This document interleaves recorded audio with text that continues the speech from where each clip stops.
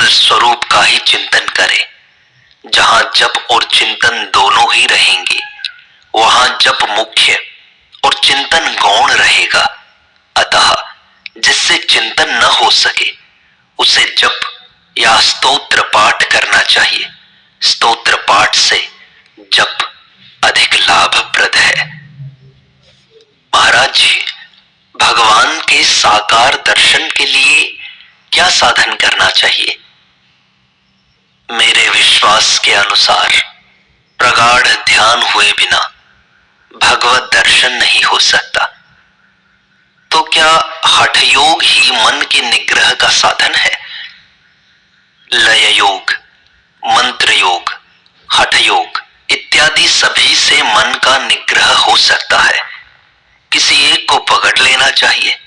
जैसे इलाहाबाद के कई रास्ते हैं, किंतु पकड़ना एक को ही चाहिए। तो महाराज मन कैसे रुके? नियम का पालन करने से। यदि हम नियम का पालन करते हैं तो मन हमारा क्या बिगाड़ सकता है? मन को परमात्मा देखता है। हमारे देश की दुर्दशा क्यों हो रही है? इसी से कि नियम निष्ठा नहीं है। हम लोग व्यर्थ की ही बकबक करते रहते हैं। अब तो संध्या वंदन तक का नियम नहीं रहा है। भजन करने के लिए तो नियम अत्यंत आवश्यक है। महाराज जी, समाधि किसे कहते हैं? मंदिर में भगवान को देखो और फिर पलक न लगे, यही समाधि है। बिल्ली जब चूहे को पकड़ने के लिए बैठती है तो उसका मन चूहे के सिवा और कहीं नहीं जाता। इसी का नाम समाधि है। एक साईं जी बैठे नमाज पढ़ रहे थे। उधर से एक स्त्री निकली। उसका पैर उनके कपड़ों से लग गया। इस पर साईं जी ने बिगड़कर पूछा, तूने मेरे कपड़े पर पैर क्यों रखा? स्त्री बोली, तू खुदा की इबादत कर रहा था या मुझे देख रहा था? बस बाह्य ज्ञान न रहे, इसी का नाम समाधि है। महाराज जी, ध्यान लगता नहीं है, कैसे लगाया जाए? रो पीटो, भगवान तो है ही। जब वे देखेंगे कि यह रो रहा है और ध्यान के लिए मरने को तैयार है तो अवश्य ध्यान लग जाएगा। किंतु रो सच्चे हृदय से, झूठे रोने से कुछ नहीं होगा। महाराज जी, स्मृति, ध्यान और समाधि में क्या अंतर है? हर समय इष्ट देव की याद करना स्मृति है।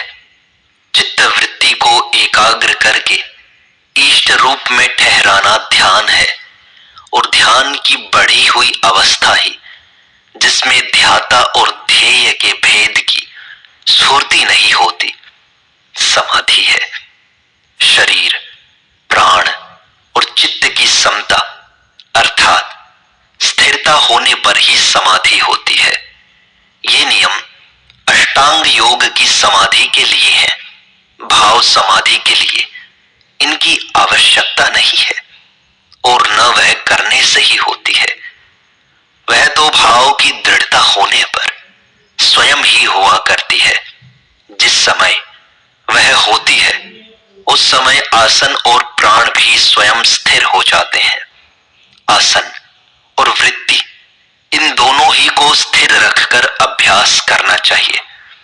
मैं संपूर्ण प्रपंच से भिन्न हूं, ऐसी भावना करने से चित्त की साम्य अवस्था हो जाती है।